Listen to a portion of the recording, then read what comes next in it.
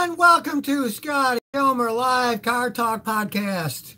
I use my 51 years experience of working on cars to answer your car questions. I hate people who get ripped off buying the wrong car or being ripped off on repairs. So I'm here to help everyone on the planet with their car problems.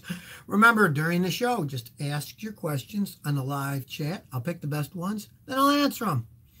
Okay, the first question is Abelesh Simone, and he says, I got a 2012 Chevy Aveo. The car wobbles on the highway above a speed of 80 miles an hour. Tires are new, alignment and balancing is done. Any suggestions?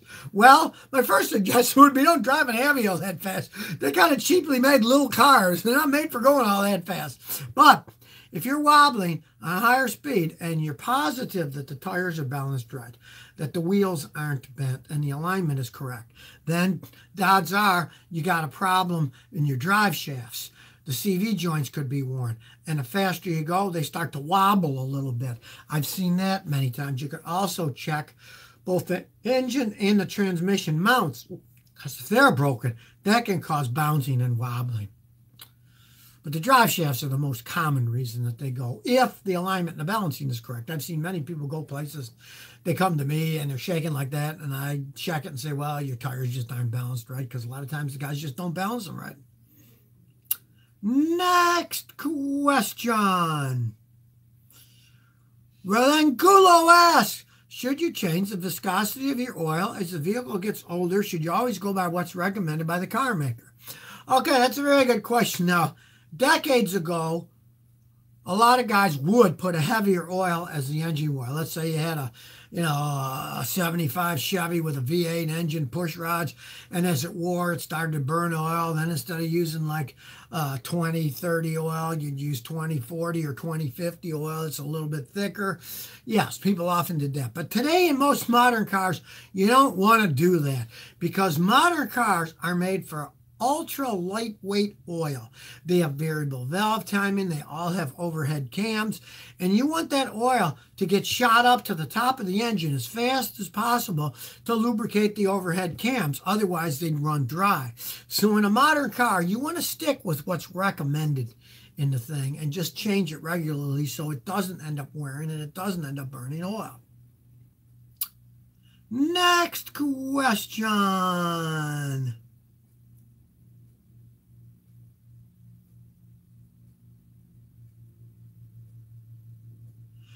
Viral Trot says, I bought an '01 Honda Civic LX for $1,000 and it's 256,000 kilometers.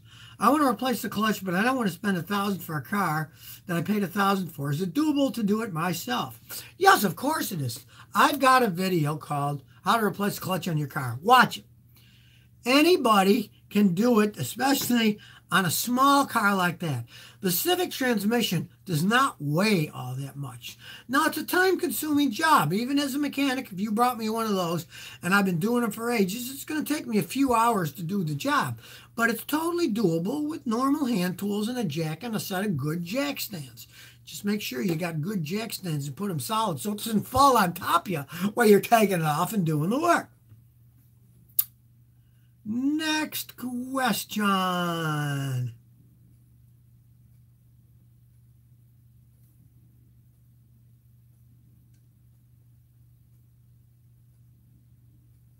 Jay Holzer says, Scotty, I'm thinking about buying a 2003 Lincoln Town Car.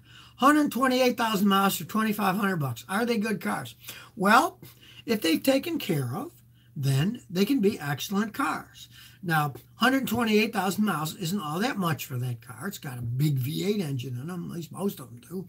And they can last quite some time if it was taken care of. Now, as any car, especially that which is a more luxurious type car, you want to pay a mechanic like me. We get our fancy scan tools, we plug them in, and we spend about an hour analyzing the car and driving it, and we'll tell you what kind of shape it's in. And if we say it's good, yeah, it could last for quite some time. Next question.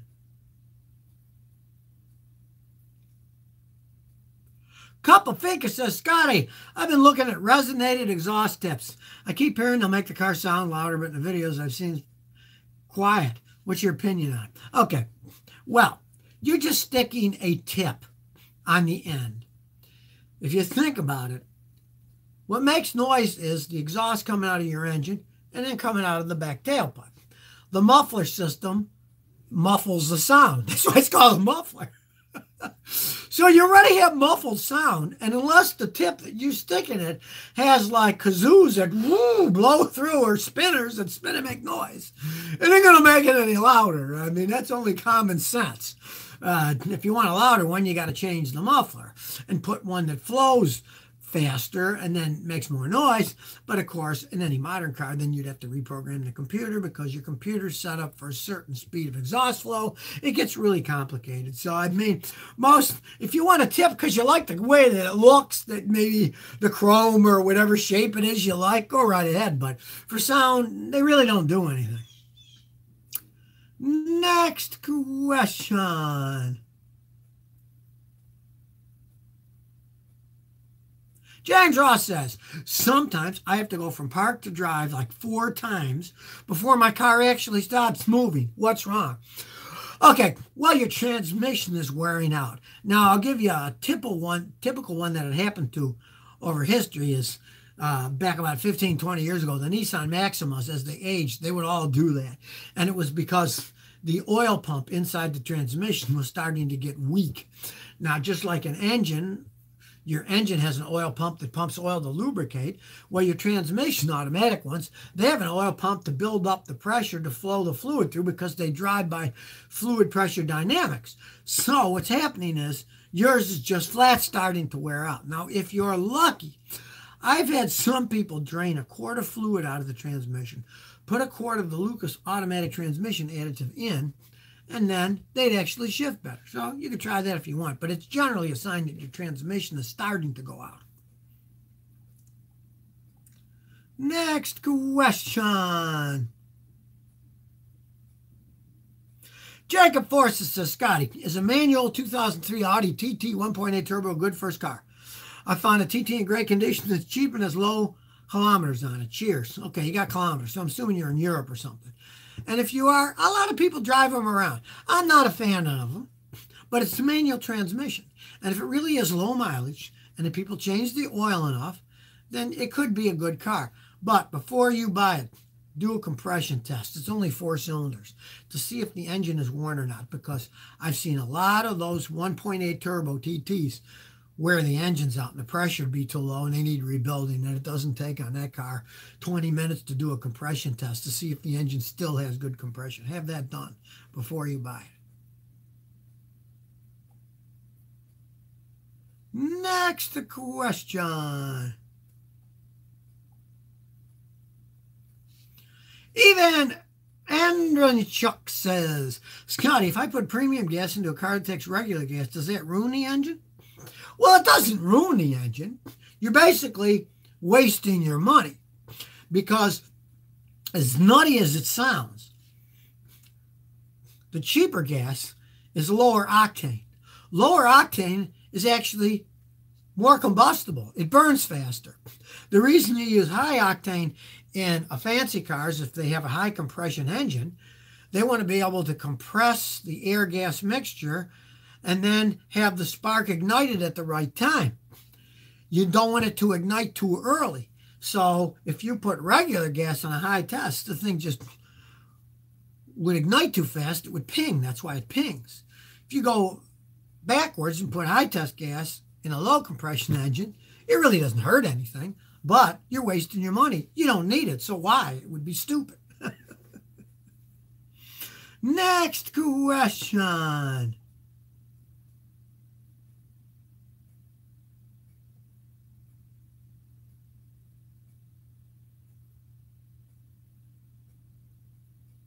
Glenn Morris says, Scotty, I have an 01 GMC Jimmy. It wants to shift into 4 high or 4 low on all-wheel drive when I drive along without touching the button. Any ideas?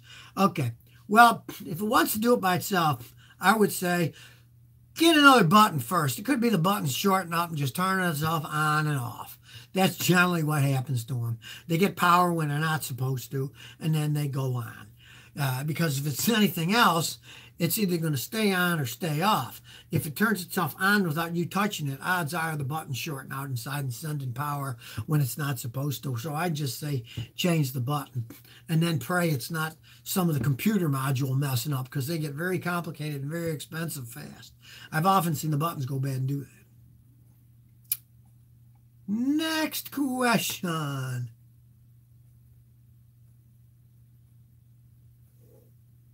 Hex Villanueva says, Scotty, what are your thoughts about buying a Chevy 2000 Metro standard transmission? Is it worth it in the long run?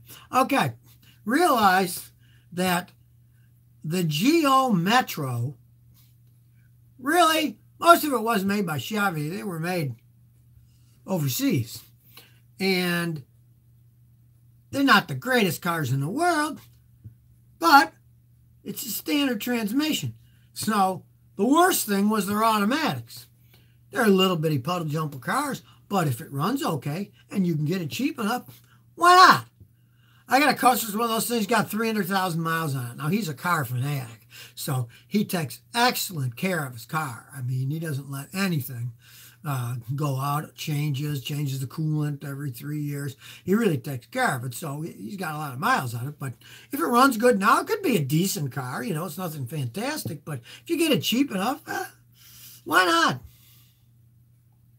Next question.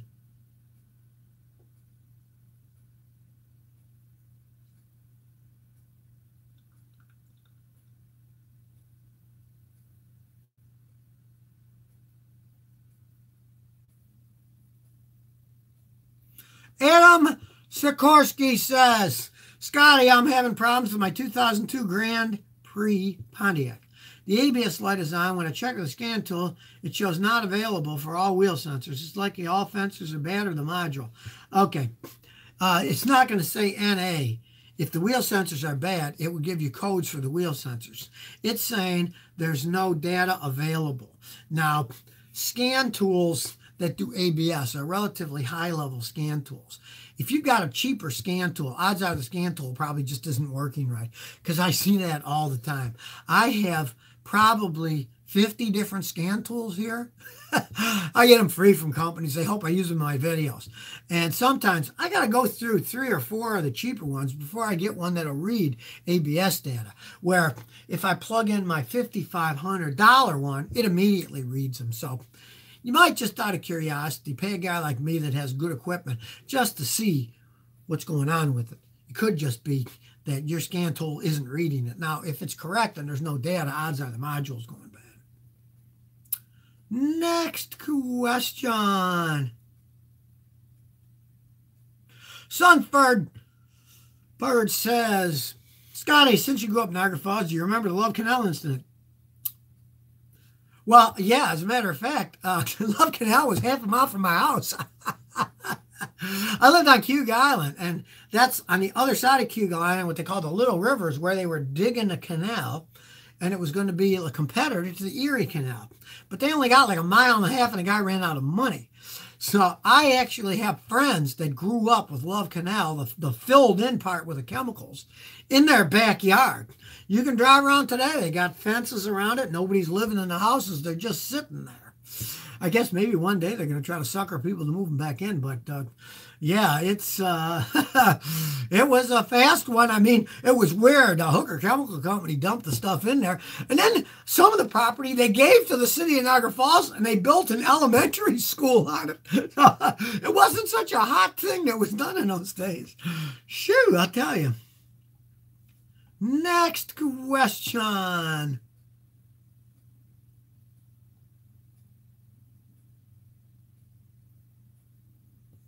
Al Funbot says, hello, is it worth it to use your car for Uber or Lyft to make money, or is it wear and tear on your vehicle? Okay. It's a lot of wear and tear on your vehicle. And it depends on how hard you want to go into Uber or Lyft to make serious money. Because I use them all the time. Flying around the country. I don't drive anywhere. I fly, and then I take the Ubers to the airport and back, and to the hotels and to meetings, whatever. And I talk to a lot of Uber drivers, and I got customers here in Houston. I work on the cars that drive Uber. If you're a serious Uber driver and you're going to put in a lot of time, go to places where you can make money and you got a good personality and people will tip you, you can make a reasonable amount of money. But if you're just kind of doing it and thinking, I want to try it, I talked to people that did that, and they told me that basically they were making less than minimum wage when they included the wear and tear, the insurance, the money they spent on gasoline, because you got to do it full time to make any serious money. And if you're only going to do it a little, you're not going to make that much money on it. You're probably going to put more wear and tear in your car than you're ever going to get back from the little bit of money that you make, because that's just not that profitable of a thing unless you do it full time and really hustle. Next question. Arthur Kowalski says, Scotty, I want to buy an old Russian Lada. What do you think? Well, it depends where you live. See, they never sold them in the United States, so you'd have one heck of a time trying to get parts for that Lada. You know, good luck in finding parts for that Lada.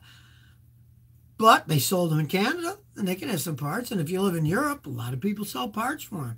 You know, a lot of people like those little cars. They're basic transportation. And I've never been in one, but I've read about it. Even saw a whole movie that was about Ladas. And it seems to me that, like, for cheap transportation, they seem to be okay. They still make them. Some other company bought them. I think they might even be owned by Renault now. But the old ones seem to be pretty reliable from what people tell me.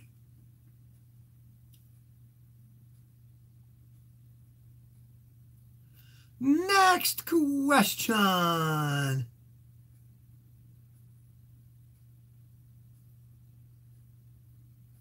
Joe G says, you should respond to more of the comments people leave you. Try.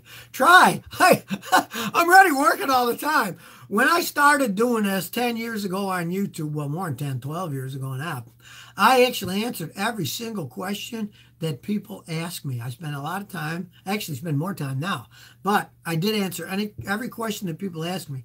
But I now have over 450 million views. There's no way I could possibly react to all those comments. That's why I do these live car talks, so people get a chance to ask a question and have me answer it live. I mean, there's only one me, and there's only 24 hours a day, so I can't answer them all. It's physically and mentally impossible. Next question.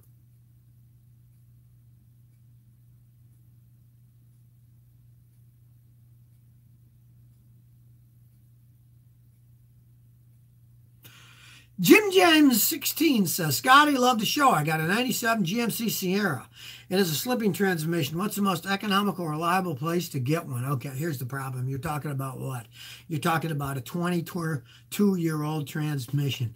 And of course, I mean, you could try one in a junkyard, but it's 22 years old. Who's to say it's in any better shape? The problem with something that old is you're better off getting a remanufactured one. That's just the truth of that matter. You know, unless you got a friend who owns a junkyard and he's got one that he really knows only had 60, 80,000 miles or something on, you could do that. But other than that, you're really better off trying to find a good remanufactured one from a quality rebuilder with a guarantee, because it's so old. Going used would be just an absolute insane crapshoot on something like that. Next question.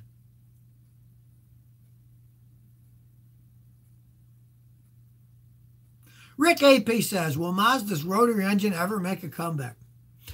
Well, I kind of doubt it. It's already made a couple of comebacks and they both failed. The problem with rotary engines is they're small, they put out a lot of power, and they can burn just about anything. I remember when they first came out, somebody ran one on perfume. They can run on just about anything. But they get horrendous gas mileage.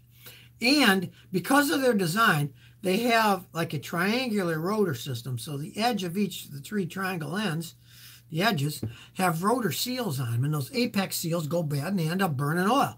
And no matter what they seem to do, they all seem to end up burning oil and falling apart as they got old. So I doubt if it will ever make a comeback. They were very hard to meet the anti-pollution standards. They get horrible gas mileage. Everything that the governments are looking for, they don't do. So I doubt they'll ever make a comeback.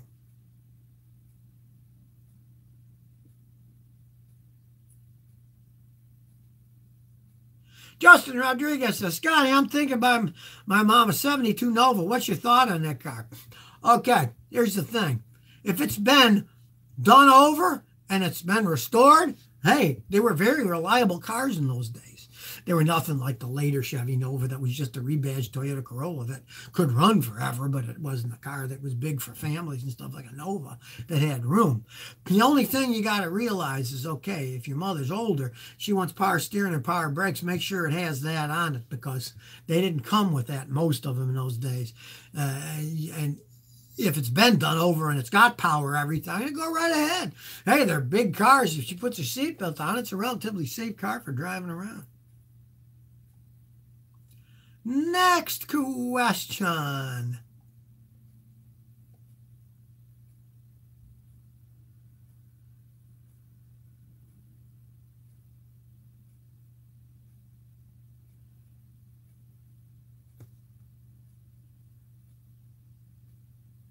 Canadian says, what is the cheapest reliable new Lexus to buy? Well, none of them are cheap.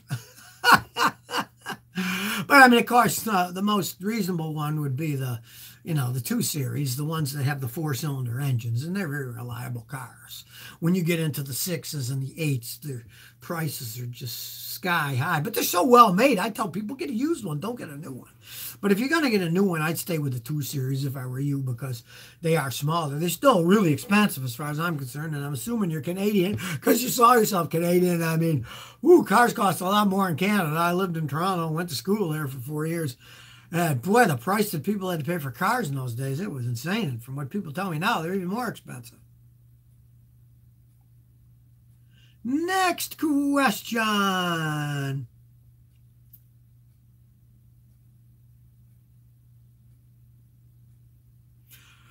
Rivas 079 says, Scotty, what are some good inexpensive cars that are good for disabled people? Minivans are more expensive and require installation of ramps and drive the price even higher.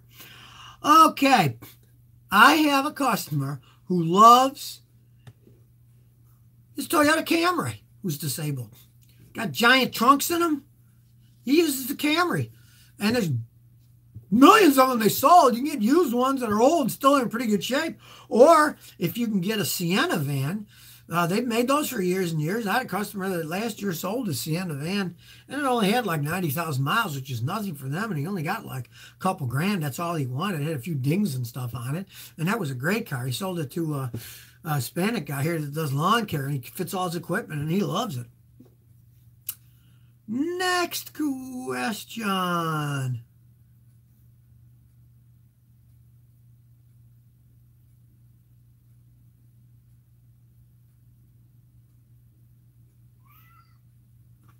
Willard Dahale says, thoughts on a Subaru Legacy with a turbocharger? Okay, Subarus are boxer engines. They got cylinders on each side, like a box. And like a boxer where he's punching in and out.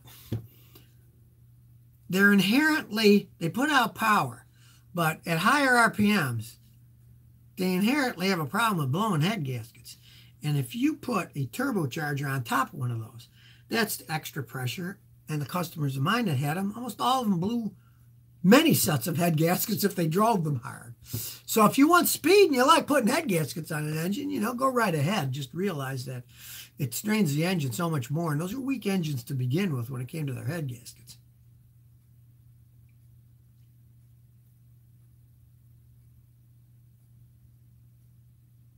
Bruce P. says, what do you think about Seafoam? Does it make an engine last longer? Okay, I'm not a Seafoam fan. I made a video about it. Here, I'll tell you what I think of Seafoam, okay? Seafoam, it's called Seafoam for a reason. Because a long time ago, like in the 1940s or whatever, they used it in outboard motor engines that were 2-stroke. They had 2 strokes. You had to mix the oil with the gas. And the Seafoam helped clean the carbon out of the engine. Those engines have a tendency of carboning up because you're mixing your oil and gas, and the oil that burns is going to create carbon on the rings and valves and stuff. So it was very good for that. But we drive 4-stroke water-cooled engines in cars today. And that cleaner is not made for them. Any cleaner that you're going to use, you really want the nitrogen-based cleaners in them. And from what I've read, the Seafoam does not use those nitrogen-based cleaners. I know that Chevron Techron does, ChemTool does. All the big ones that I know of contain it. They won't tell you what percentage it is, but they contain it. But from what I've read and the research I've done, the Seafoam doesn't contain any of that. It's an expensive additive to put in, and that's probably why the other manufacturers don't tell you. Originally, Chevron Techron told you how much of the nitrogen-based cleaner was in it, but they don't tell you anymore, so who knows how much is in there. But to my knowledge, the Seafoam doesn't have any in it, and I don't like it. I'm not a fan. Next question.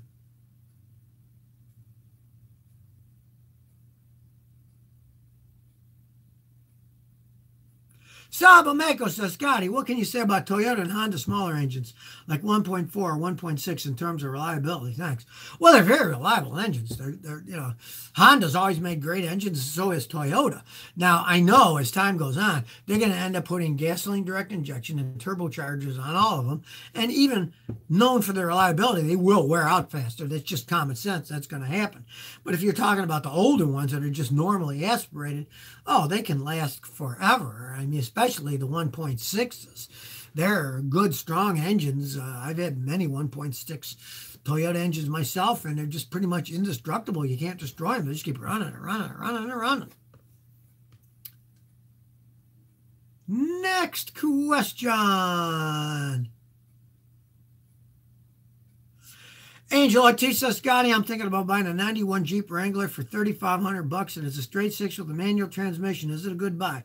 Okay, everybody knows that I hate Chrysler products, but that's a 91 Jeep with a straight six and a standard transmission. Those were rock solid engines and transmissions. I'd buy it. If you like that vehicle, buy it. Of course, check it out. Have a mechanic look at it if all possible. It's the frame's bent, if it's been wrecked or flooded and stuff. But if it's in decent shape, and it's got a manual transmission, hey, those things can run a really long time. Those straight sixes were very good engines. Next question. Car asks, Scotty, should I use a single electrode spark plug or a multi-electric spark plug in my Volkswagen Golf Mark V? Okay, here's the thing about spark plugs that you got to understand. Spark plugs fire a spark. It makes an electric spark that ignites the gasoline. A spark will always move from one part where the power is to the ground top to wherever the closest and most electrically conductive part is. So, you got one electrode goes dot, dot, dot, dot. If you got four, it isn't going to fire all four. It's only going to fire the one that's the closest, that has the least electrical resistance. So it really doesn't make any difference, That's just a gimmick that they used to put in cars, and most of them, they don't even use that stuff anymore. I think they finally realized that it was kind of absurd to do it because the electricity is always going to jump to the closest one that has the least electrical resistance. That's just how electricity works. You can't change the laws of physics. Next question. Steve Bro says, Scotty, what's your opinion on Chinese-made cars? Okay, Chinese used to make really crappy cars, but they're making them better and better and better because their factories are the most modern ones in the world. They're new. Robots are making them. From what I read, the biggest problem they have is they have to pay their workers a ton of money because most of their workers have to be qualified engineers who can maintain and reprogram the robots as they break down and as they need their periodic inspection. So they're whining that their labor costs are too high because the robots do most of the work and the guys that fix them have to know what they're doing. Now, most of the Chinese cars, I've never seen one here in the United States. They don't sell them here yet. But I'll give you one example. Last year in the United States, Buick sold like 270,000 cars in the United States. But they sold 2,700,000 Buicks in China. But they were all made in China. They don't sell them here yet in the United States. But I suppose one day they will, like everything else. Next question.